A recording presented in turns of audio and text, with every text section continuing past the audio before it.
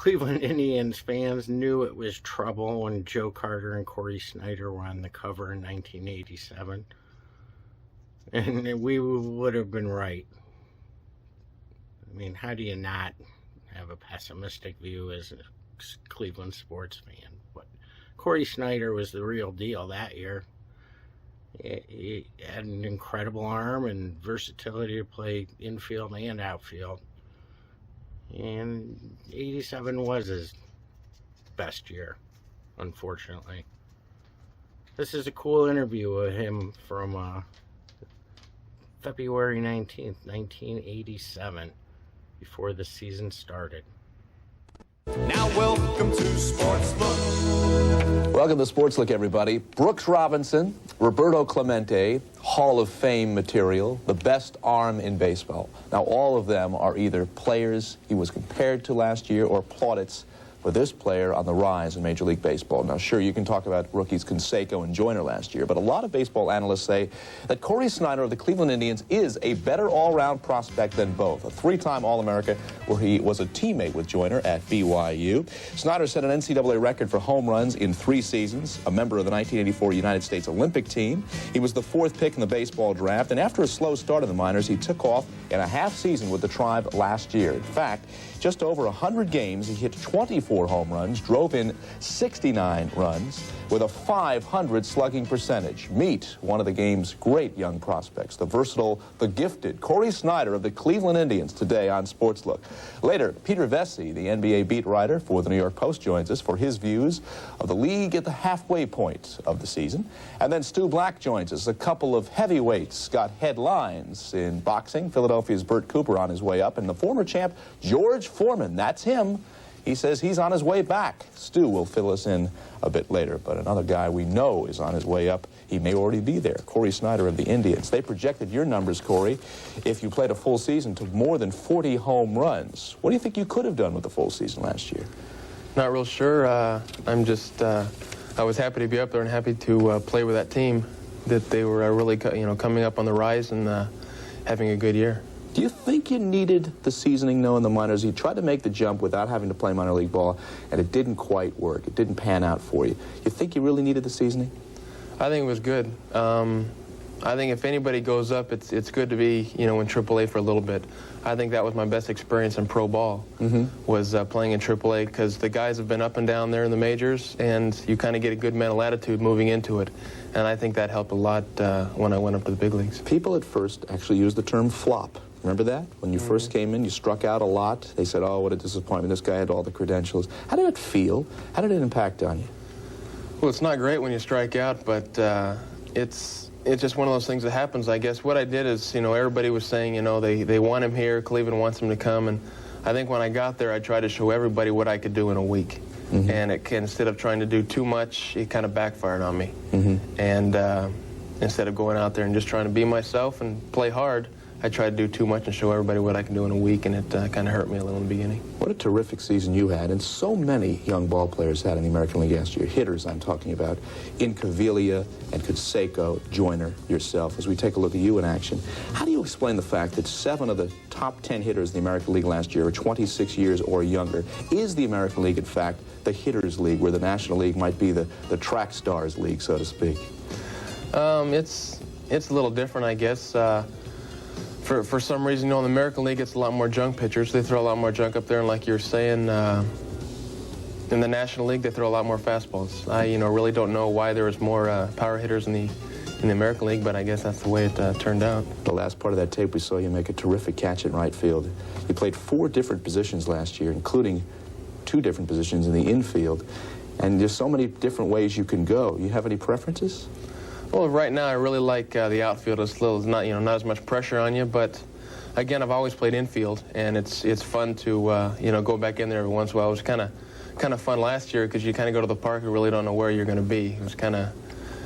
It was good. I was just happy to be there and be out there playing, but I'll kind of go to spring training and see what happens. I'll give the guys in the infield a break with their hands, because Wally Joyner was on our show earlier this year. He says, you know something, when I played ball at BYU with Cory Snyder, my hand was killing me. That guy throws a gun, throws a rocket of a baseball. It killed me.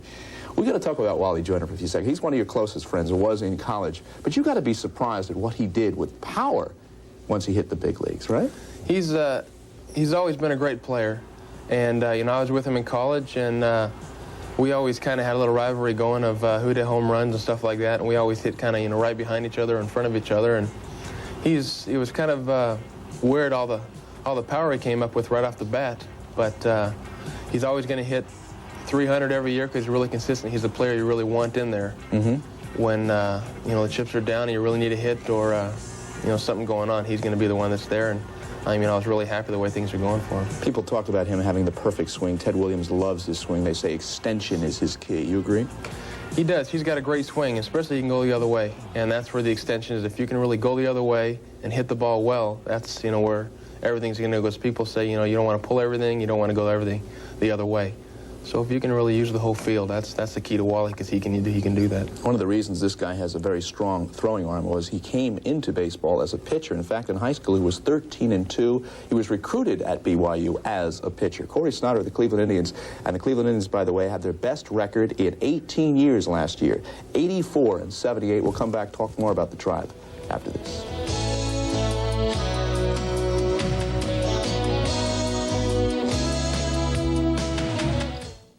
Two teams in the major leagues played over their heads last year. One was the San Francisco Giants, the other the Cleveland Indians. Well, in fact, both teams are contenders in 1987.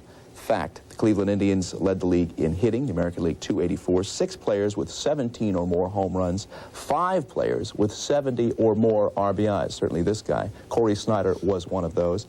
I want to talk about the rest of this ball club because for the first time in a long time, maybe 2 decades, they're actually saying the Tribe has a shot. Let's start with the guy that really led you guys all season long, Joe Carter. Could have been, if the team had fared a little better, MVP. 121 RBIs, 32 home runs, 4th in total bases. What did he mean to that ball club? He was kind of like the leader of the team. He was a player that you always looked up to. He was a player, if you needed something like a Wally Joyner, he'd always be the one to come through with a base hit or, you know, a home run. And he's, you know, he's a great guy, and, you know, he's a guy that can really help out a team. And he's really strong in, you know, every area. And he can go either way with the bat or whatever we need, he'll be there to help us out. You were telling me that because of the union settlement, it really hurts a guy like Joe Carter in terms of the arbitration, right? He's got to wait out a couple more years. He can't go on last year's credentials, right? It's going to be hard for him this year, yeah, because, you know, he had such a great season. You know, the best season, you know, anybody could really have.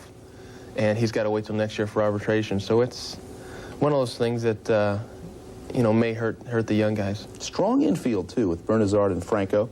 Bernazard hitting .301. He had 17 home runs and 73 RBIs and played the field rather well as well.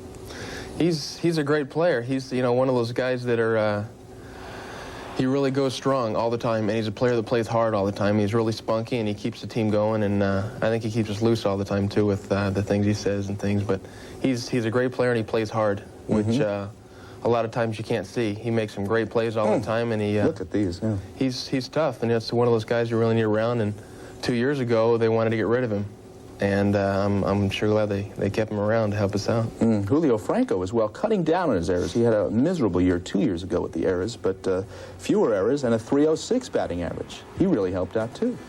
He's another great player, you know, I can say about, and you know, like they were saying earlier, you know, he's got some power, and he can hit home runs, but I think, you know, the way he swings, the way he does things, he can get a lot more base hits and keep his average up a lot more instead of taking that big swing. And he, you know, he can make some great plays in the infield.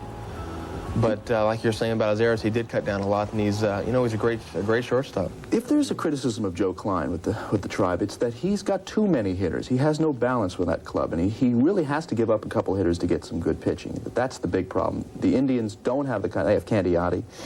They had Necro, who is, 48 years old now. Scott Bales, Swindell, Ken Drum. But the pitching staff can't compare to their hitting, and that's the problem. No balance on that team.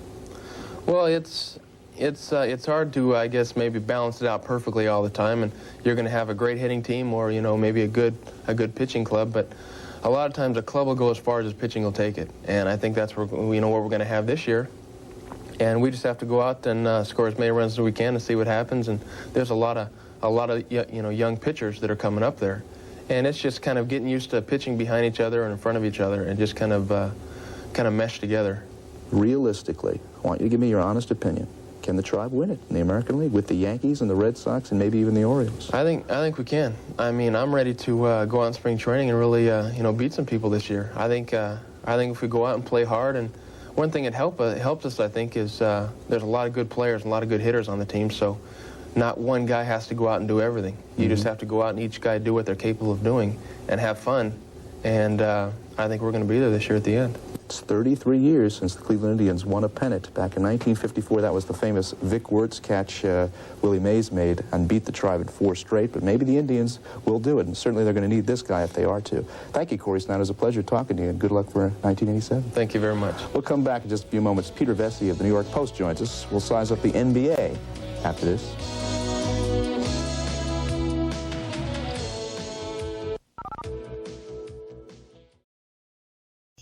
Thank you for watching Cleveland Live Music. If you like what you see, hit the subscribe button. There's further patronage information in the video descriptions below. Thanks for all the support and making the channel grow.